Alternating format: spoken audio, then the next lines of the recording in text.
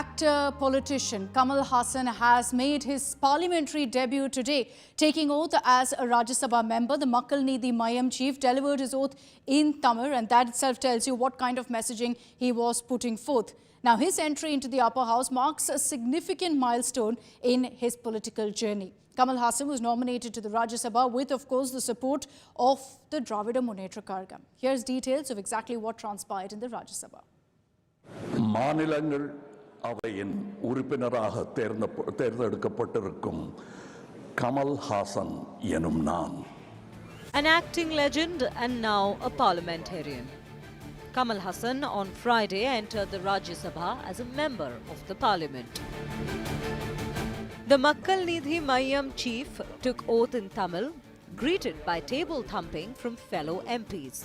விழிமிய முறைமையுடன் உறுதி கூறுகிறேன். வணக்கம். Kamal Haasan then greeted the house with a vanakkam, again putting the focus on his Tamil identity. India Today caught up with the superstar politician briefly outside the parliament. What would you like to say, sir? Nothing. I'll say it all in the parliament. Come on, sir. But sir, congratulations to you, sir. You are beginning your new. You are beginning your new career, sir. Just one comment, sir. One comment, sir. From founding M&M in 2018 to contesting the 2021 assembly elections and now entering the parliament, Kamal Haasan's political journey has taken turns that perhaps he didn't see coming himself. Haasan was nominated to the Rajya Sabha last month, backed by the DMK, despite his party not having a single MLA in the Tamil Nadu Assembly. His unopposed election was sealed through the ruling party's support, reflecting a deepening alliance between the M&M and the DMK ahead of the 2026 elections. Tamil Nadu Chief Minister Stalin congratulated Kamal Haasan for the new chapter in his political life.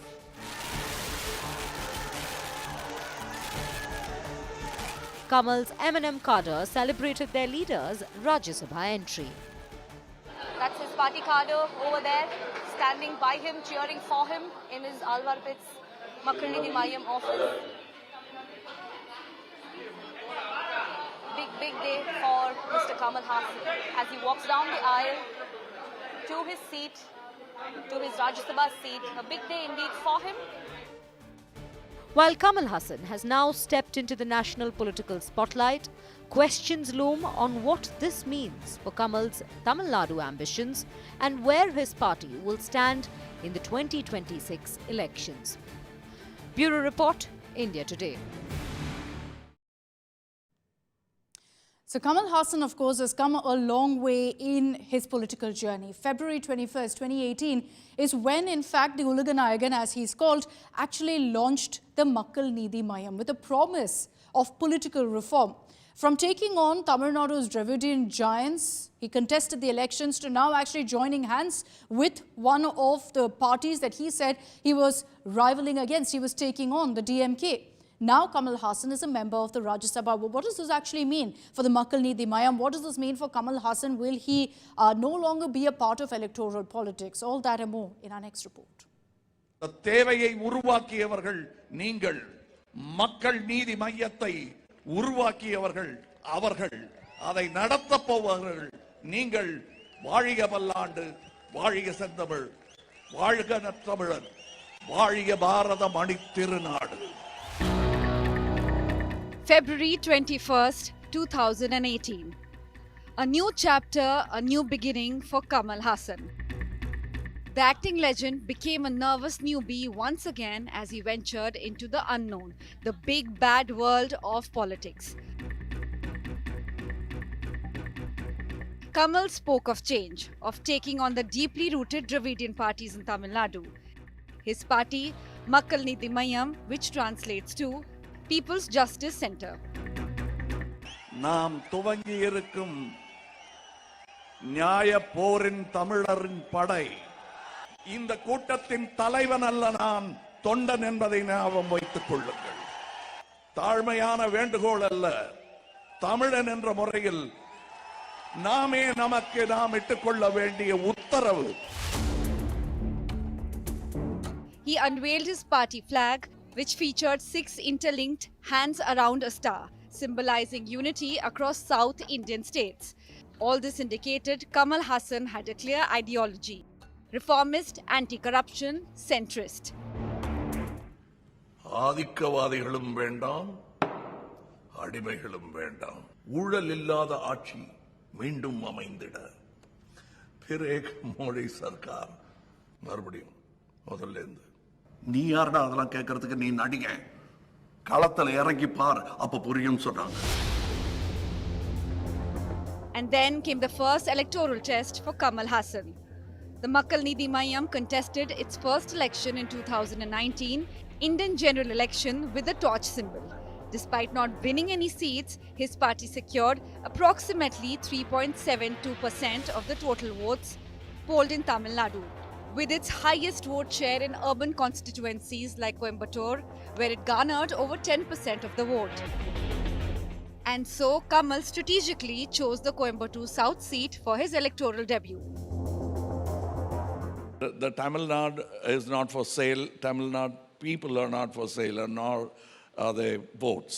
And people are now sort of echoing the thoughts by on the social media and other places. They even have boards outside their house saying that their votes are not for sale. When people ask me, are you here to seize power? That's also disturbing for me in a democracy.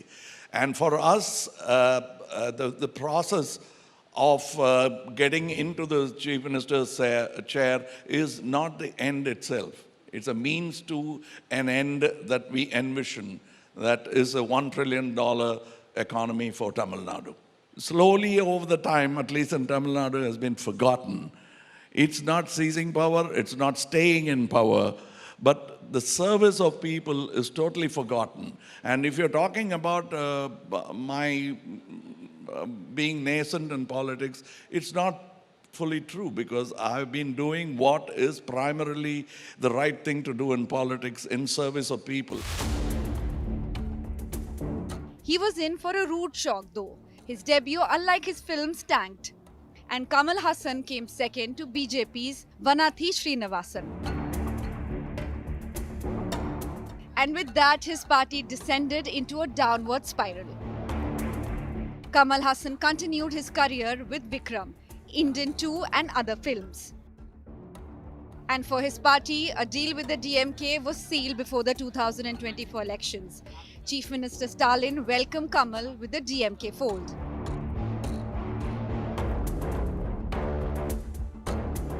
Kamal Haasan now has entered the Rajya Sabha, but his regional aspirations seem to have now taken a backseat. Bureau Report, India Today. Okay, let's bring in on this broadcast analyst Suman Sri Raman, political commentator and analyst, is joining us on this broadcast. We also have Mr. Shekhar Iyer, senior journalist, with us here. Thank you very much for your time. Vanakkam to both of you. Mr. Suman Sri Raman, I'd like to begin with you. What do you make of Kamal Haasan now making this entry into parliament? Effectively, does this mean that his party, the Makkal Nidhi Mayam, has been swallowed whole by the DMK? Yeah, I think it's a massive disappointment for those who believed that he was going to be one of those who promised change. You know, he came in, and if you his whole approach was that he was going to be the alternative to the two Dravidian parties, and it didn't take him, you know, even a couple of years to sort of throw in the towel and sign up with the DMK. Look, we always knew his ideology was more along the Dravidian ideology lines. But still, the fact that he would not even raise his voice when, when required against acts of omission and commission by the DMK government, that was a real letdown. And I think people lost faith in him. People lost faith in his party the moment he began cozying up to the DMK in the manner he did. Then he went for an alliance for the 2024 election, and this is the payback. Basically, the alliance was, he agreed to join the DMK alliance, and his party did not contest any seats in that election. Yeah. The quid pro quo was that he would be given a Rajya Sabha seat, and that has been honored now. So for all practical purposes, I would see this as the end of his political career. Though, I mean, it's like having a nominated MP in the Rajya Sabha. Technically he may not be a nominated MP, but that's what it is. Yeah, Mr. Shekhar Iyer, let me bring you in also on this. But was this essentially the best case scenario for Kamal Haasan, that he enters into parliament, looking at how really he fared in the 2021 elections? Akshita, I think for him, this is the best deal he could have got. But just as Dr. Suman Raman mentioned, it's a huge disappointment and for his cadre, for his workers. Because in the 2021 election, he had put up candidates in all the 234 constituencies. Yeah. Of course, all of them lost deposit. That's another thing. But for a nascent party which started on a principled approach, fighting corruption, and finally ending up being a DMK ally, that has completely cost his credibility as a politician, and not only among the people in general, but particularly among his own people, his own young people who got attracted to him. So therefore, I think this is the best, as has been mentioned. It was a deal. Definitely, it was a deal, and he was worried in the midway that whether DMK would honor that commitment, that they would send him to the upper house, and that's why you saw him meeting the Tamil Nadu Deputy Chief Minister Udaynithi Stalin number of times, and finally, when the vacancies arose, he got the nomination. He had one more request, that he should be an independent backed by DMK. I think that is a request they agreed to. So he's an independent candidate who was backed by the DMK and got elected to the Rajya Sabha. But what difference does it really make? Because I think the messaging is very clear here that Kamal Haasan is clearly tied to the DMK, and going into the 2026 elections, Suman Sri Raman, there's going to be no Makkalnidhi Mayam presence. There's going to be no Kamal Haasan presence, albeit perhaps a few campaigns where he is essentially the star campaigner. Absolutely. I mean, technically the party still exists. I mean, on paper the party exists, but most of the cadre and most of the senior leaders have all left quite some time back, quite disillusioned with him. Look, the irony is, Akshita, Kamal Haasan is such a tall actor. He's one of the finest actors in the history of Indian cinema. Had he said, I would like to go to the Rajya Sabha, all the parties in Tamil Nadu would have been happy to support him. Agreed, yeah. I mean, that is the tragedy. Instead, he has tarnished his reputation, ruined his name by throwing in his lot with the DMK in the manner he did. He could have done this without, throwing a torch at and breaking the TV ad which he put out, saying that this is my anger against corruption. And then you sign up with the DMK in less than 2 years. No, but where do you think it went wrong? Suman Sri Raman, do you think it was just miscalculated by Kamal Haasan? Did he think politics would be much easier? Was he not willing to wait it out, put in the hard work for many more years to ensure that he tastes success? What was it? No, he was largely a part-time politician. He was never a full-time politician, despite the fact that he had a political party to run. He would make more or less guest appearances. He was never there, throughout with his cadre on the campaign trail. It was always a kind of sporadic appearances. And the fact that once it got through to the cadre that he was continuing to act in movies. So it was more a kind of a side distraction for him. And when he figured out that, politics is not that simple, that you can potentially get yourself elected as a chief minister by running running a party part-time, I think that is when reality started to hit. Then he thought, okay, what is the best exit option? The best exit option is to get a Rajya Sabha seat, sit in the upper house for a few years. You will have the visibility, you will have the profile, all of that. And, he's now in his 70s. So what else can he ask for? And the party, no, that's true. I mean, He's in several interviews said, I wish I had done this earlier, that he should have entered politics earlier. But Shekhar Iyer, do you think that if, Kamal Haasan hadn't taken this step and rather, roughed it out for a couple of years, tried this by going through it for the long run, do you think he could have tasted success in, let's say, not even 2026, but the next election after that, 2031 maybe?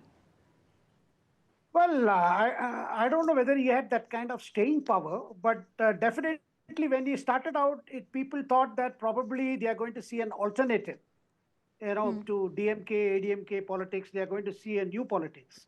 But that unfortunately did not happen. And somewhere along, Kamal Haasan, who, as Dr. Raman was saying, is a great actor, but the problem was he had difficulty in communicating his political ideas and political ideology, because he appeared to be again a party which is, his ideas were more or less in tune with whatever has been there, the social justice, the Periyar philosophy, and all that. And the only difference that he could bring was fighting corruption. But then finally he went and aligned with those very people who have been accused of corruption, right from Karunanidhi's days. So therefore, as an alternative, he lost credibility. And second thing, I do not know whether in the coming assembly elections, he can, I mean, if he's serious about keeping his Makkal Nidhi Mayam going, whether he would ask for some seats to be given to his party as an alliance partner, I do not know that, and whether DMK would concede that demand. But in that case, perhaps, you know, that show could go on for some more time if he is able to secure a few seats to contest for his party members. No, but you know, at this point, looks really unlikely that he has any skin in the game, or for that matter, any way to really bargain at this point with the DMK. The DMK seems to be calling the shots, Kamal Haasan merely agreeing to it. Having said that, right now, with what's happened with Kamal Haasan and the trajectory with him, you know, there was a lot of hope that he is an alternative for the people to vote for. It didn't really go down that way, especially in the 2021 elections. There are going to be a lot of comparisons, Mr. Iyer, to what's happening right now. The fact that you have another superstar entering politics, Vijay, also who projects himself as an alternative. What lessons perhaps can a Vijay learn from what went wrong maybe with Kamal's dreams of becoming chief minister? Well, I think one big lesson that Vijay can take is to see that he is consistent and remains in the field, no matter what is the outcome of 2026 elections. Because that one assembly election should not put off Vijay. But then Vijay, compared to Kamal Haasan, is a great mass contact leader. See, he doesn't speak in riddles. He doesn't speak in that kind of Tamil. He speaks in a very simple way. And he can connect with the common people. So if he can keep on doing that and not appear to be a B team of the DMK, or not appear to be somebody who is attempt to divide the opposition votes so as to help DMK have an easy win in 2026. If he can do that, then perhaps things can open up for him. You know, age is on his side, unlike Kamal Haasan. Suman Sri Raman, what do you think? You know, what's happened with Kamal Haasan is another indication that not all superstars are successful in politics. They can't take their, fandom for granted. It doesn't necessarily translate to success in politics. And so for the likes of Vijay going into the next election where he's projected himself perhaps in a similar mold as Kamal did in 2021, what do you think is the biggest lesson he can take from what's happened with Kamal Haasan? Look, before that, I think Kamal and Vijay are very, very different, perceived very differently by the audience. Kamal was always an actor for the classes, not so much for the masses. You know, for the masses, we had Rajinikanth, and Kamal was more for the classes. Vijay, to a large extent, is with the masses. You know, he's more a mass hero. So therefore, that particular difference will hold him in good stead. Having said that, I think what Vijay can learn from Kamal Haasan is you cannot do this part-time. You cannot, continue your acting and then make periodic political speeches and visits. So right now, Vijay has informed, the people that are from the next month onwards, or August or September onwards, he will, once he's finished the shooting for his next film, Jananayagan, and therefore he will be on the campaign trail. So that's what we've been told. But so far, Vijay's appearances have also been sporadic. It's been a lot like how Kamal Haasan started off, with periodic, with a Manadu, and then speaking at periodic on issues. But maybe the one difference is that Vijay said that no more films. He said that this is the end of his career, that, he's going to focus completely on politics. Maybe he's learned that lesson already. But let's see really what Vijay's trajectory looks like. For Kamal Haasan, it definitely seems like it's the end of the road of electoral politics, at least personally for him. It remains to be seen what really happens of the Makkal Nidhi Mayam. But Dr. Suman Sri Raman and Shekhar Iyer, thank you very much for your time and for joining us here on India Today. Like I said, in South India, in Tamil Nadu, we've seen a whole lot of actors, particularly superstars with these massive fan followings, with these armies turn to politics. Naturally, you'd think it would mean a success story. Not necessarily. There are some, of course, who've turned out to be absolute legends, not just in films, but also otherwise in politics. And then there are others, the likes of Kamal Haasan, who haven't really managed to crack the code. In our next report, we decode for you some of those stars in Tamil Nadu who managed to make it big in politics and some who didn't. There have been success stories, and many at that. of superstars who have become political legends. But there have also been others who failed to translate their fanfare to a voter bank. Think Kamal Haasan or Rajnikant for that matter. Kamal Haasan chose to go solo in his first election battle. But he suffered a bitter defeat. His party, Makkal Needhi Mayam, contested 154 out of 234 seats but failed to secure a single seat. Kamal was defeated in the Coimbatore South seat, losing out to BJP's Vanati Srinivasan. Kamal's party has literally been swallowed by the DMK now, and he's now a Rajya Sabha MP, his electoral dreams seemingly coming to an end. As per Rajnikant, it ended even before it began. ஆதாயத்துக்காக நான் support பண்ணிருக்கேன் அப்படின்னு சொல்லிட்டு அவங்க கிட்ட வந்து சொல்றது அதுக்காக நான் வந்து ஒவ்வொரு எலெக்ஷன் வரும்போதும் என்னுடைய ஆதரவு யாருக்கும் இல்லை அப்படிங்கிற சூழ்நிலைக்கு நான் தள்ளப்படுறேன். But the success stories in Tamil Nadu have been stars who have become political legends. Puratchi Talaivar M.G. Ramachandran, a superstar who was adored by the masses, but MGR and Vijay's journey aren't the same. MGR entered politics with the DMK and then started the AIA-DMK, ensuring a roaring victory in the 1977 elections. J. Jayalalitha then followed MGR's footsteps. So in a party that was already making waves in Tamil Nadu, Jayalalitha entered and fought her way to the top after MGR's demise. Now there's another attempt by a superstar to enter politics and be a success story. Thalapathy Vijay, who hopes to pull off an MGR-style victory. உலகத்தரத்தில் doctors engineers லாயர்ஸ்லாம் அதிகமாகவே இருக்காங்க. இங்கே நம்மக்கிட்ட என்ன இல்லை அப்படின்னா, இங்கே நமக்கு எது இன்னும் அதிகமாக தேவைப்படுது அப்படின்னா நல்ல தலைவர்கள். அது மட்டும் இல்லை, ஃபியூச்சரில் அரசியலும் ஏன் வந்து ஒரு கெரியர் ஆப்ஷனாக வரக்கூடாது. Superstars to supernetas has been a trend in Tamil Nadu. Kamal Haasan, however, hasn't been one of the lucky few electorally, but has now successfully entered the Rajya Sabha.